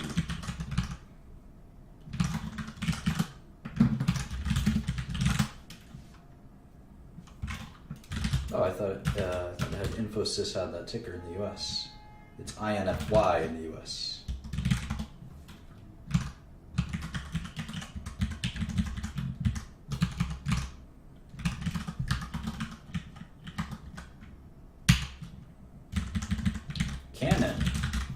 Canon is like a copier company, right? Office electronics. We don't really have one of those. I guess we'll just say hardware. We'll put Canon in the hardware section. Of course, their stock trades in yen.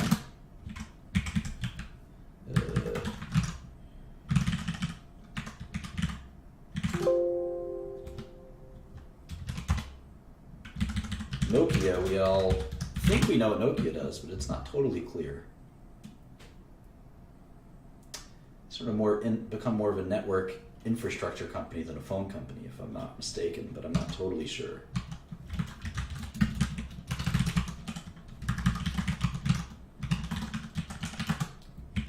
I guess I can just write networking equipment for now. Cognizant is another consulting company, CTSH. This is an outsourcing type of company. Yahoo, we all know what that is. The world's worst run internet company. Yeah, no, I can do the Bloomberg thing, but it's not going to translate when I upload the file to people who don't have Bloomberg. And I actually like to do it like this anyway, just because just remind myself of what these companies' prices are. So you can see the distribution falls off very fast in the top sort of 28, 29 companies, already down to 32 billion. Ericsson is a lot like Nokia. In fact, I always thought they were big competitors. Ericsson, or Eric in the US.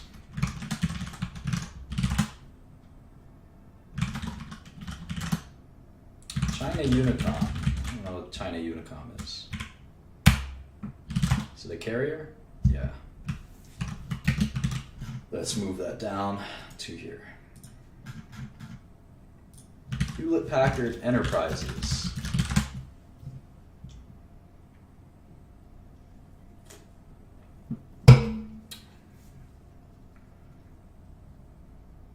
Is this a software company? It's hard to tell.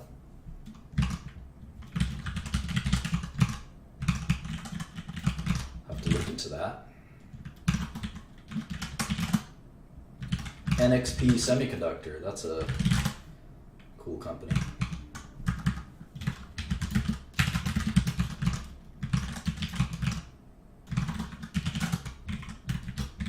Intuit is TurboTax.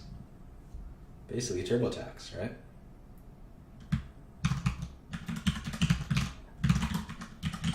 Big company. Yahoo Japan.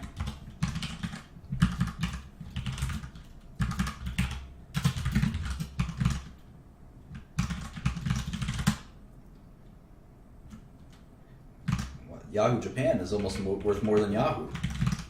Not really sure why.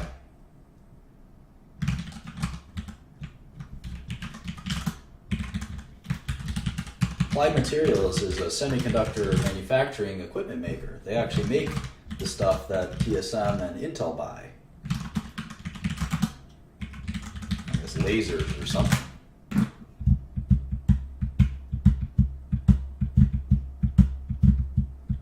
Corning makes glass stuff. In fact, their company used to be called Glassworks a long, long time ago. VMware, I think we know, is virtualization software. Intuit sold off TurboTax? I don't think that's right. I don't think that's right. Maybe they did. Is it all QuickBooks? Quicken? No, they still have TurboTax. They still have TurboTax.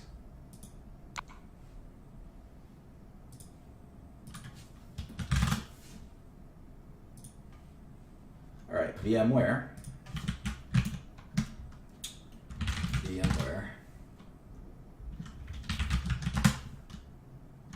oops. 4962.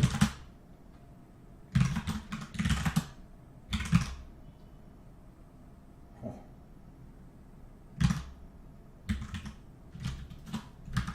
4962 multiplied by 123 is 6 billion, not 21 billion.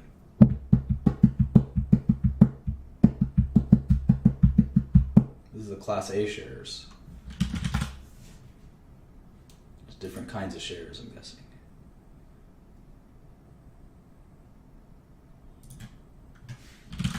There's these shares that are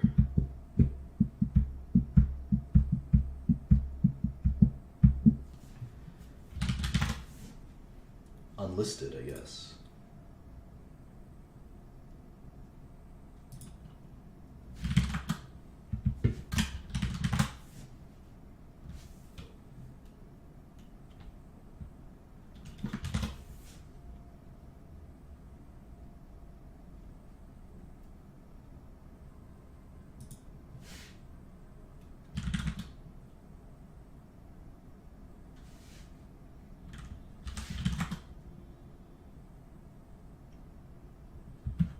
Class B shares that don't trade.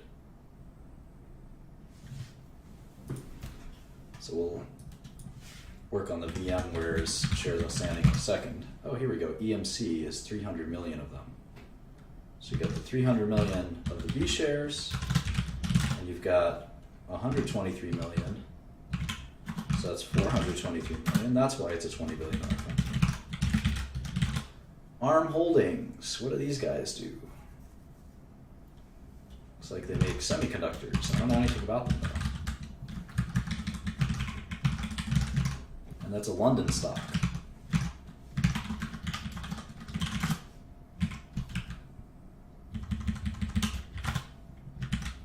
Fujifilm.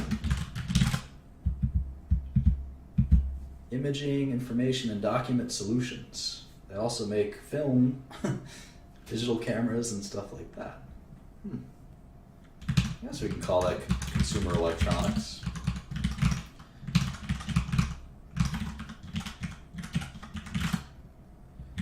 Wipro, that's another Indian offshore consulting company. What's that Indian rupee? It's like 50, 67.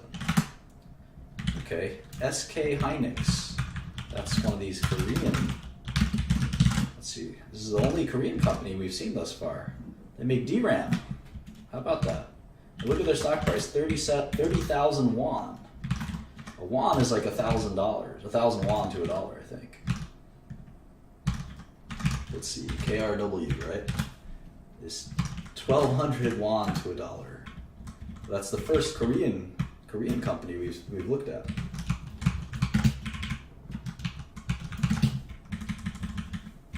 How about Dassault? I think Dassault makes all kinds of software. Dassault makes all kinds of software. I think they make a lot of like technical software, like 3D software. It's a French company.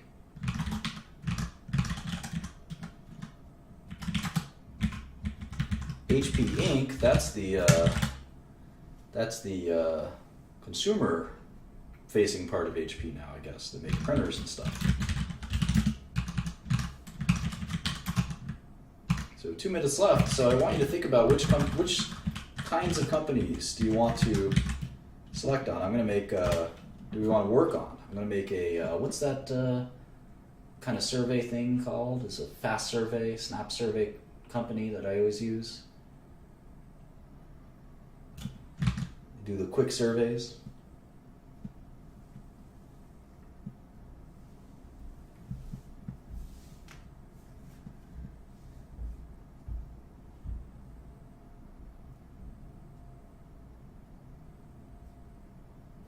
I forget what that thing is called. Not Survey Monkey, Straw Poll. There we go. Straw Poll. All right. So you guys have to, which tech subsector will we focus on? All right, telecom. So AT&T, Verizon. What else? China Mobile.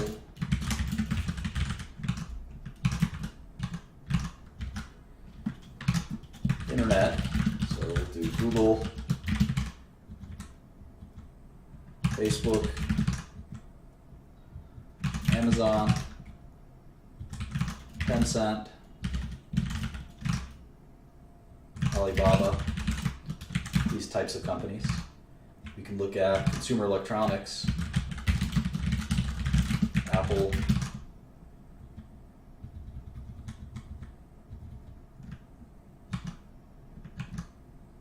maybe group that with semiconductors. Consumer electronics plus semiconductors. Group that together. They kind of make sense, right? They feed into each other, don't they? Intel, TSM, Qualcomm.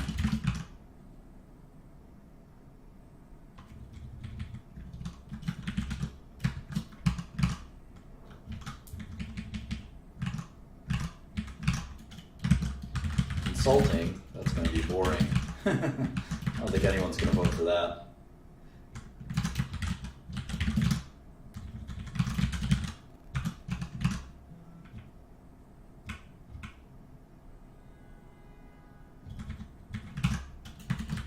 business software, Oracle, SAP, CRM.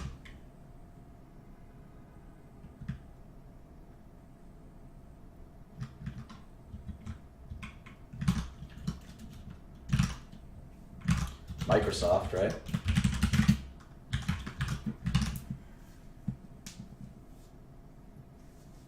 think we sort of divided tech pretty appropriately.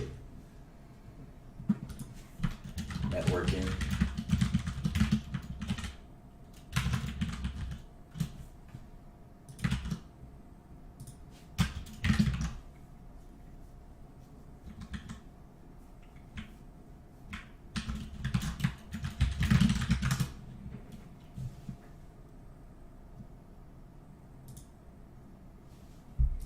Alright.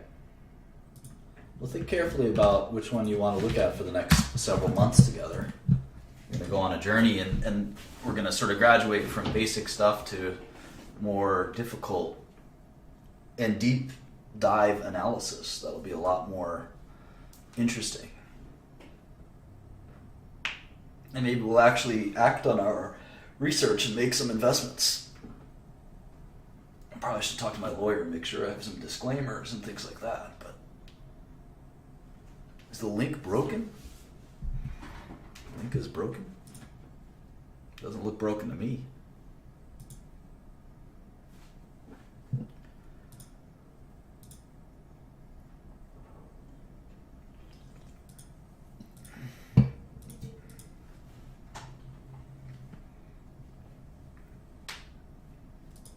No. I'll show you my method.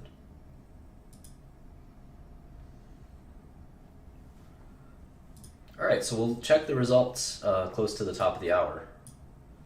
But let's look at a couple more companies. What the heck is Hedy Holding? I never heard that. Hedy Holding. Hedy Holding. It's a Chinese company. Personal computers. Huh. Cool. Hardware. This is probably one of the biggest in its mainland China. It trades in the Chinese local exchanges, not even Hong Kong.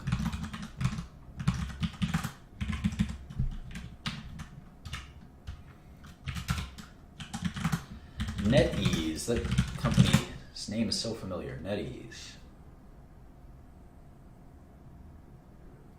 Sounds like a Chinese.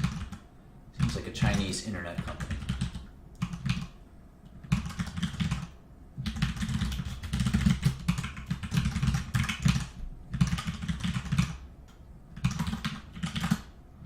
Right, HCL Tech. I think that's a offshore company, yeah. Another outsourcing offshore company.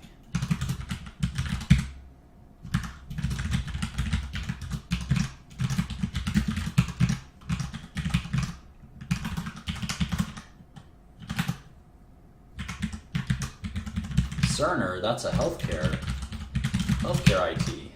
Or you just say it's software. Cerner is used to run like hospitals and stuff like that. Nvidia, that's a semiconductor company. These guys make graphics cards, analog devices. These guys make chips for like phones and things like that. MTN Group. I don't know what MTN Group is. I wonder. It's a South African company. And they're a carrier, so we can get them out of here and move them to the carrier section. There's so many carriers, telecom carriers. Altice. What the heck is Altice? Make sure you guys vote. Another carrier.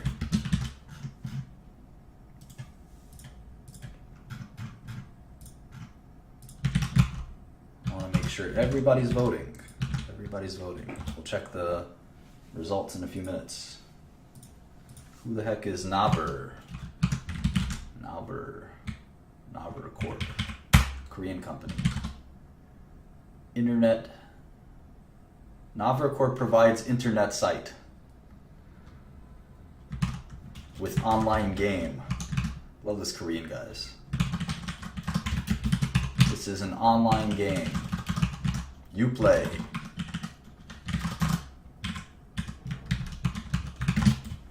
All right, Checkpoint. I know what Checkpoint does. Security software, antivirus, stuff like that.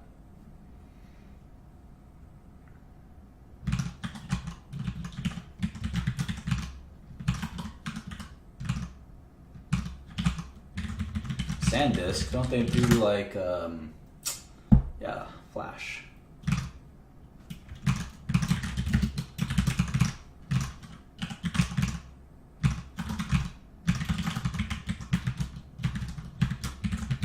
What the heck is Advanced Info? Advanced Info. This is a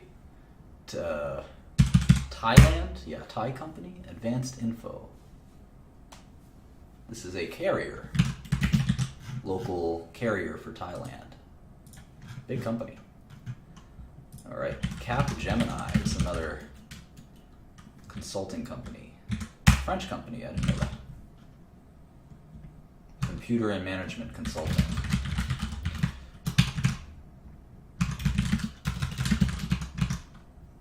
Those are the top 100 tech companies.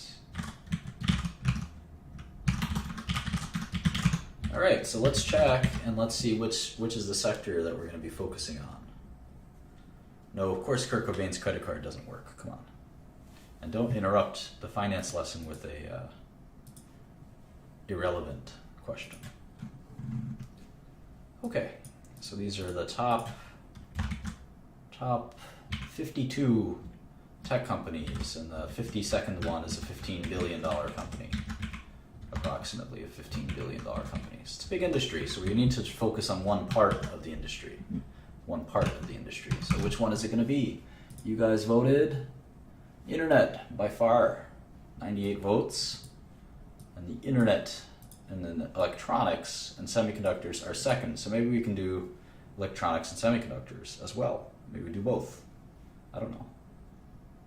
So we're going to move, so internet and electronics and semiconductors. So we're going to take out anything that's really far afield. So telecom is really far afield. And let's move all the sort of consulting companies. We'll keep IBM in there because they have some software. Although I guess we don't want to look at software either. So other than internet, electronics, and semiconductors. So IBM doesn't do any of those things as far as I can tell. We can move Tata.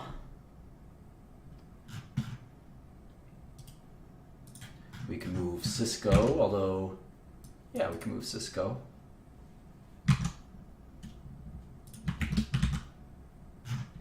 It's going to be a lot easier for us to master something if we don't have to master lots of things at the same time, wouldn't you say? Corning. I don't think we're going to have to look at Corning. Definitely not going to have to look at Capgemini. Definitely not going to have to look at HCL or Cerner. Not going to have to look at Checkpoint.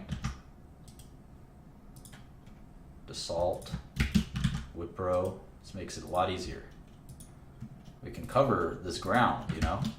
We can't really cover all of tech. It's just too much work. I know there's companies that try to do that. And they need 10, 20 people to do it. SAP and Oracle we're not going to cover, right? I'm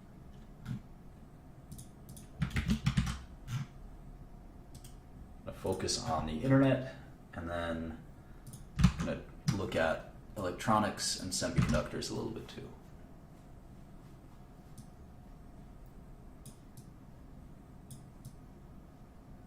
Hardware is not part of that picture. So no EMC.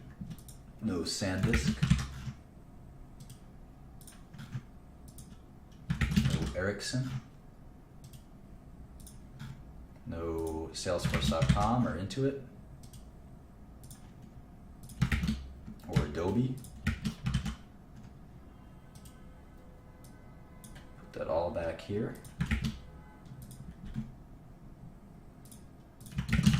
Pro. Cool. So we kind of get to cut down on a lot of this stuff. No Infosys, no Nokia. So let's see if we can use Bloomberg to add some more companies we might be missing. We're going to look at internet, e-retailers probably, right? Let's see if we can add sectors.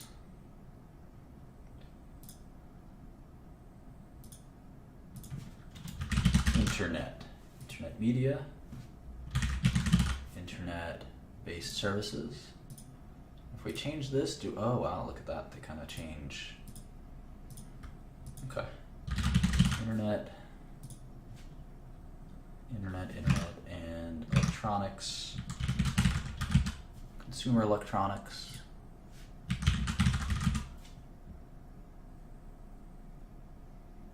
Maybe office electronics, semiconductors,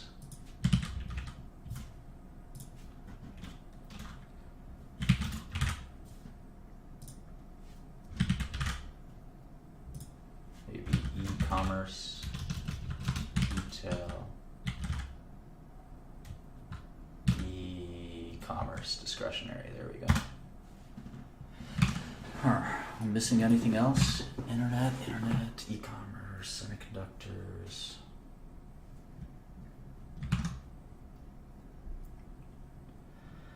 I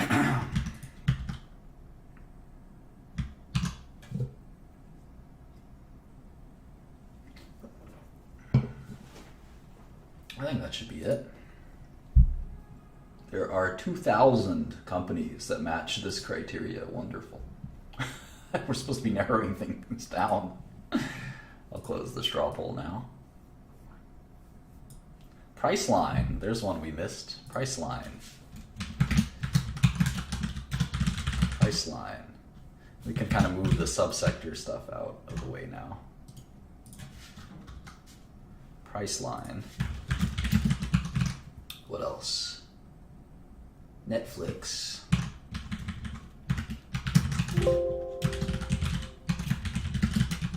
What else? JD.com. What the heck is JD.com? Does anyone know?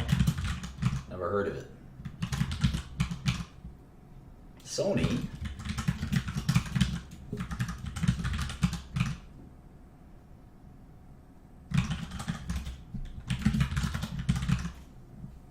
What else? eBay.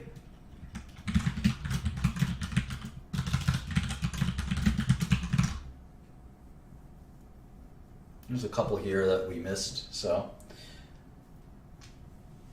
It's a shady Chinese company. Cool. Maybe we'll short it. I'm still surprised there's no Samsung. Let's see what Bloomberg thinks Samsung is something different. What is Samsung according to Bloomberg? It is communications equipment. Let's add it anyway.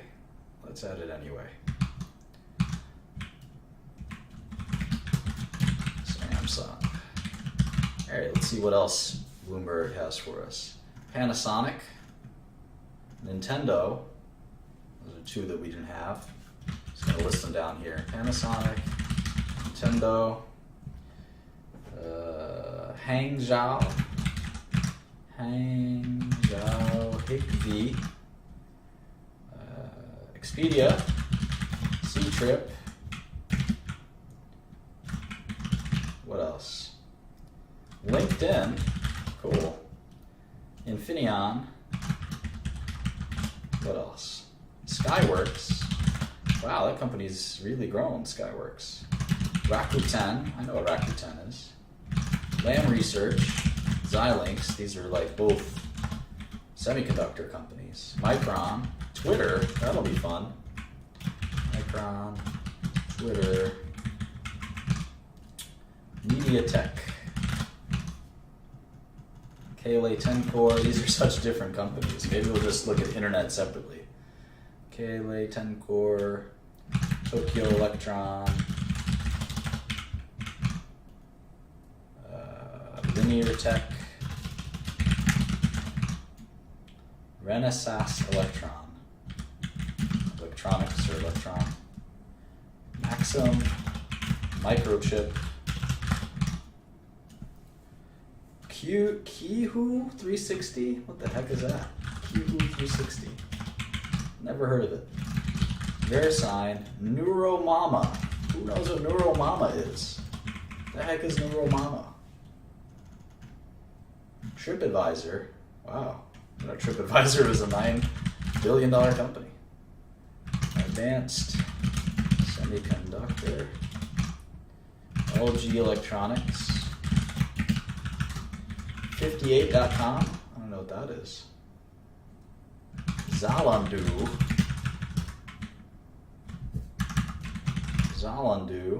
Ricoh, M3, Garmin. See, now we're getting down to $7 billion companies. VIP Shop, Seiko, Epson, Sanan Opto Electronics, Corvo, that's a bad word in Albanian. Nikon, Terra Memories. Wow, I thought I knew this space a little bit. Huh. Kako, STM, Marvel, Liberty Ventures,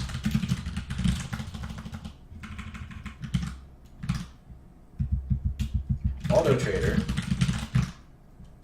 Casio, Yuku, Sudal, and we're down to $5 billion market cap, so we're really getting down to the nitty gritty. Rightmove, we'll stop at 5 billion, so we're almost done. Rightmove, Goer Tech, United Micro, Rhea Group,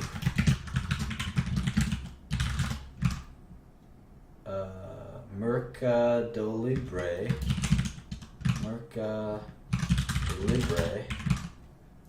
Romco, and finally GoDaddy.